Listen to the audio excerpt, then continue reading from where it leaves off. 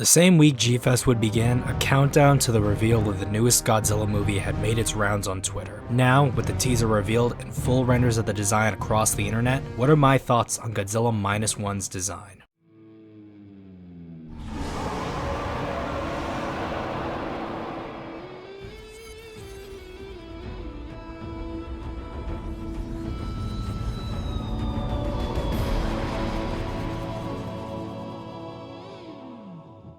Before we really dive into the design, can we actually talk about how much merch flooded our feeds after the teaser? It seems the moment that trailer dropped, we got 2 Bandais, a statue, a Monster Arts, a Banpresto, shirts, lanyards, stickers, keychains, and more renders that we are still getting new poses for this Godzilla to this day. I guess when we asked for food, they decided to give us a feast. Really?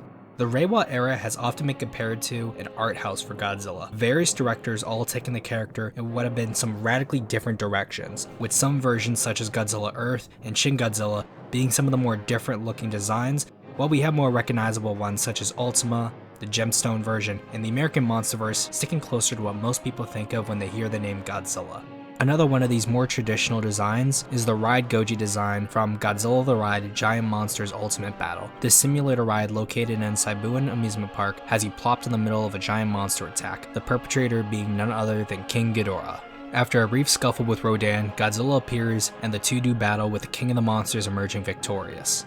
Designed by Takashi Yamazaki, this will be the second Godzilla he actually designed, the first coming from the drama Always Sunset on 3rd Street 2, featuring one of Godzilla's earliest fully CGI appearances and creating a scene that would live on as a reveal shot for everyone's leaked Godzilla trailer in the early 2000s. From this design to what we have now, we can really see how much director Yamazaki has evolved his take on Godzilla. The Always design is honestly rather standard, if not completely generic. Its most recognizable feature being the white eyes reminiscent of GMK, which this Godzilla was based on. The body has a much more smoother texture, half because the design is fully CGI, and although the model is very similar to other Godzillas when it comes to skin texture, it seems honestly much more toned down. Again, probably because of the CGI. Nothing really sticks out with this, and what we do see that is kind of unique is only unique because it comes from another design, which honestly did all of it a lot better. Much has changed, however, with the ride design. The more reptilian proportions are now more human-like with a defined chest, upper body, and waist. The legs are more digitigrade and possessing some massive chunkin' feet, and the skin is far bumpier and rougher with jutting scutes and even less even skin.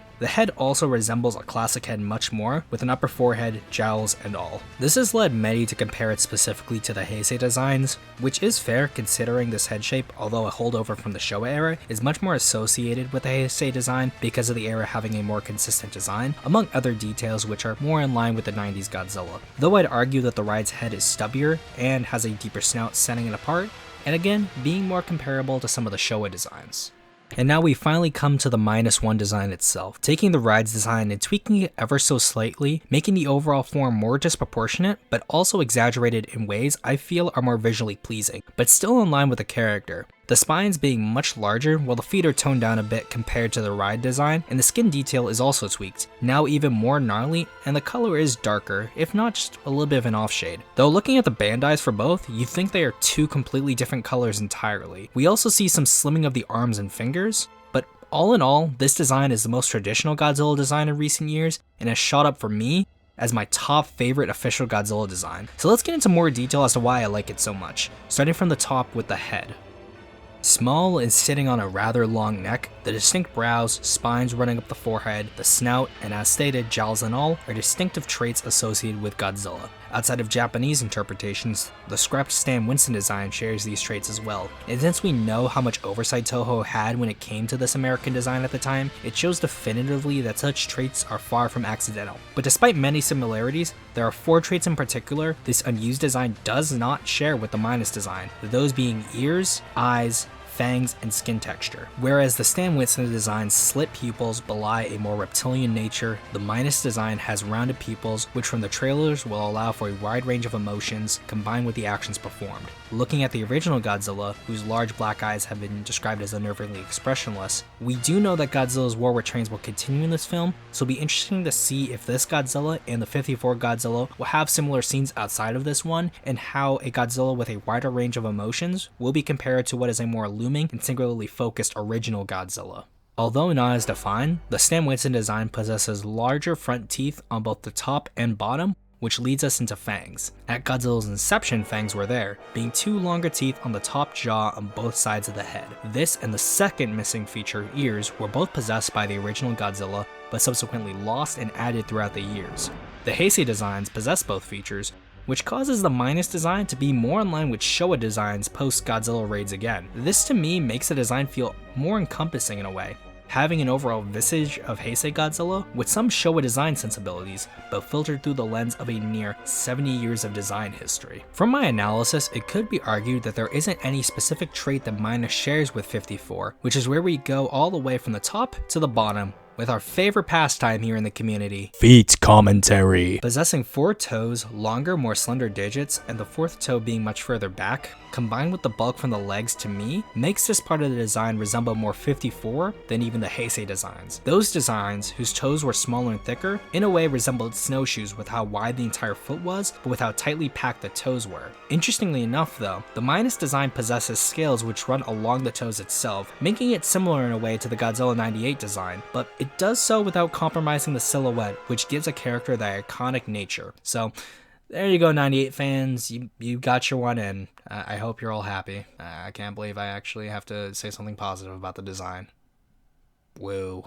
Moving up from the feet and putting the designs side by side, seeing 54 next to Minus overall has more digitigrade than plantigrade legs. However, their size does a bit to hide this. It makes them appear more plantigrade honestly. Arguably, this is another trait that could be shared with 98, though it more resembles Shin Godzilla's legs, which is a film that did inspire director Yamazaki. The body, especially from this angle, is very Heisei. The defined chest, ribbed neck, but possessing more defined shoulders and a tighter waist honestly than some of the later Heisei designs. The 91 design in particular is the best proportional match when it comes to Minus in those areas. Returning back to what I said when I mentioned the Stan Winston design, the two do not share much when it comes to skin, with the American design being more simple reptilian scales, and 98 also having a mixture of larger scales over leathery skin and small scales. The first skin texture I thought of when we got a closer look at the Minus design was Millennium Godzilla, possessing larger creased skin with large knob-like spines sticking out all over the body. This alludes to Godzilla's mutated nature with how uneven it is, and this trait is often shared across the designs. In a way, the skin also says Shin to me, granted filtered through a more traditional lens, losing the red highlights and filling that area in with more uneven skin. And on a final note, looking at the elbows, we can see Godzilla possesses scaly elbow spikes of some kind. The only Godzilla possessing something similar would be Godzilla Ultima, though those spines are much smaller and run up the arm rather than essentially being scaly arm blades. Snaking down along the tail, we see that it doesn't taper, but is far more uniform across. And what I can only describe as bliss, this Godzilla does not have an oversized tail. The only way about Godzilla really not having this trait would be the anime trilogy Godzilla, which has its own weird traits. This feature worked for both Shin Godzilla and Godzilla Ultima, as the image of Godzilla's tail behind him as he moves towards the camera is a good shot, but it was a feature I wasn't the fondest of. The tail is also in line more with Heisei designs, but finds its home more honestly with Showa designs, whereas the Heisei design tail is oftentimes tapered. Showa designs had their tails be much longer and did not taper off into thinner ends, but were usually rounded and uniform across the board. This leads us into the final major detail being the plates. Starting from the tail, they possess large singular multi-spine plates from the end up to the base of the tail. With the Heisei designs we did see something similar, though they were often more spines which were smaller and packed across the tail. The best analog would probably be other Showa designs, which also had these small but still proportionally larger spines that ran down the tail, in Minus's case being far larger than anything we've seen before honestly. And moving up, we see the classic maple leaf shaped pattern with the traditional 3 rows with the largest spine residing around the shoulder blade area. When it comes to Godzilla's and where the biggest spine lands, I found it best to use curves and angles. I do this by starting from a neutral posture and starting from the first multi-pronged spine and ending at the base of the tail or where the tail begins to drag along the ground. From this, you can see that the 54 design has a spine pattern that is close to a right angle. Certain Heisei designs have a more obtuse angle or a curve, and this is usually because the larger spine is at the center of their back, with their surrounding spines being of similar size and not getting gradually very large. With Showa designs like the 62, it's far more gradual and is honestly more of a hump than an angle. Specifically, this is due to how naturally this Godzilla is postured. The Monsterverse design is also similar in this regard, along with Millennium designs such as the Kiryu Saga Godzilla. The only really big exception you see with Godzillas outside of 98 being 84, which the largest spine is far farther down towards the lower back. In this case here, Heisei provides the best comparison, specifically once again the 91 design and also the 89 design, as both of their largest spines are distinctly larger and towards the shoulders like Minus. This results in an angle which is much more acute, and in Minus's case, a very acute angle. But moving past the design in general, one small detail which was highlighted to me first in D-Man's video on the design is that there is one spine that appears to be almost growing out of Godzilla. Could this imply though that he could shed his spines, or it will tie into the plot of the film in some way? Maybe, but honestly we don't know at this point. And also from D-Man's video, we see what is probably very early CGI models as well as concept art. This one being very similar to William Stout's Godzilla sketches, and this one essentially being the final design. But it is interesting though that both a concept and the final design in a sketch which is essentially the final design take a lot of cues from two unused American designs.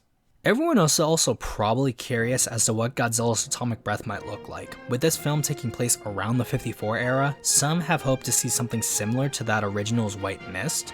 I disagree, however, and this is only due to Yamazaki's consistency in regards to the ability. In both Sunset and The Ride, we see a more standard 90s blue laser beam breath, which, boring for some, I feel is playing Godzilla simple and allowing the story to take front and center stage instead of what Godzilla looks like or what his abilities might be. Those are important when creating spectacle, but they are not necessary, and I believe it will speak to Yamazaki as a director if he could take what might be the most traditional into some boring Godzilla of the era and provide images that rival those of Shin Godzilla, Ultima, and Earth, with Shin being the benchmark to rise to.